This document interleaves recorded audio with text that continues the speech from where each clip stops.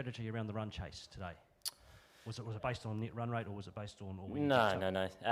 It was, we were trying to obviously win the game, but we didn't do a very good job of it, and it was a tough one really.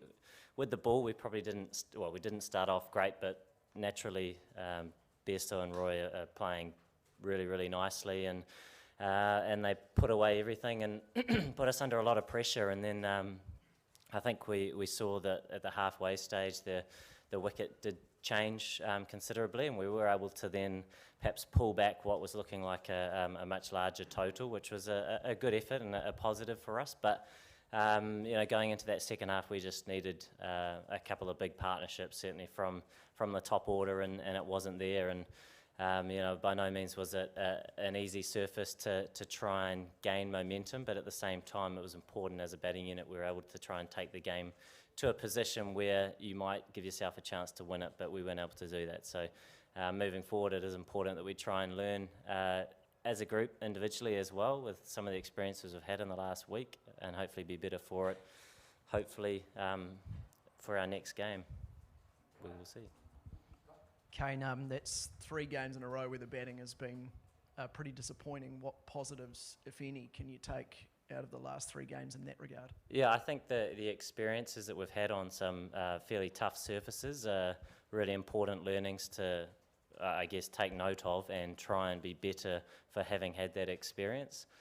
Saying that, obviously it would be nice to be more successful in those situations, but we have seen wickets throughout the tournament change, be very variable in terms of their characteristics, and even change within a game. Having said that, I certainly don't want to take anything away from the way that the England side played. They outplayed us regardless of conditions today, and fully deserved their win. But for us, we're thinking about our cricket and where we can improve, and without a doubt it's trying to take smarter options on some of these tougher surfaces.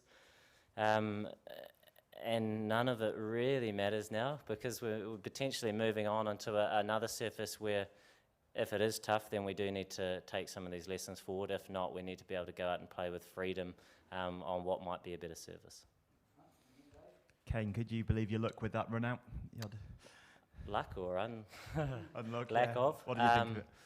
Yeah, it's one of those things, isn't it? I mean, there was obviously a couple of run-outs and one down the leg side, which certainly isn't the best way to start things off in terms of a tough run chase. But, once again, the English bowlers put us under pressure, and I don't know whether that run-out came from that, but, it's one of those things, so you just sort of move on. But everybody coming in, trying to play their role as best they can is what's important. And, today there were some glimpses, and it was great for the likes of Tom Latham to spend some time in the middle, and other guys spend brief moments as well. But we do need to try and take partnerships longer and deeper in terms of making them more significant.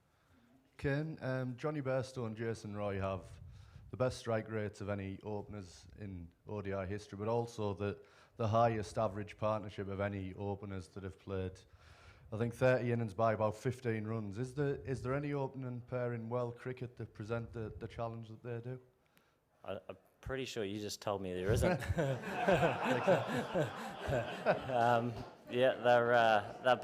They've been awesome getting their team off to brilliant starts, and their threats go a long way down their order, and that's one of the strengths of the England side, is the balance and depth that they have in all departments. Kane, in terms of pace and hostility, how does Jofra Archer compare with some of the other guys you faced in this tournament? Yeah, he's a very nice bowler, isn't he, in terms of easy on the eye. When you're at the other end, it's obviously more challenging, but he ambles in almost to the crease, and then he's got a really nice snap of his wrist, and obviously generates really good pace. Have played against him in other competitions, and he's obviously been extremely effective and a world-class performer. So, without a doubt, a great addition to any team, but obviously to the England side in this tournament for sure. Kane, you have a few days off now before that semi-final. Do you reset the complete campaign and just try and start again? In some ways, that kind of happens on its own. If you're in a knockout stage where it's a semi-final opportunity, we're certainly on the day anything can happen, and we know from our perspective that we haven't put out our best performance yet, and we know when we do, that without a doubt gives us the best chance of beating anybody. So it is important for us to perhaps have a couple of days away. We sort of have a bit of a break now. Well, we still don't really know what's happening, do we? But if we're fortunate to be in a semi-final, then we do have a little bit of a break, and we need guys to come back together in terms of our first training and have that freshness to go out and play with the freedom that we know when we do, that does allow us to play our best cricket. So, yeah, there's a few parts to it, but I think after round robin, it does start fresh to a certain extent, because on the day anything can happen. You talked about the wicket over here. Sorry, I can't see it.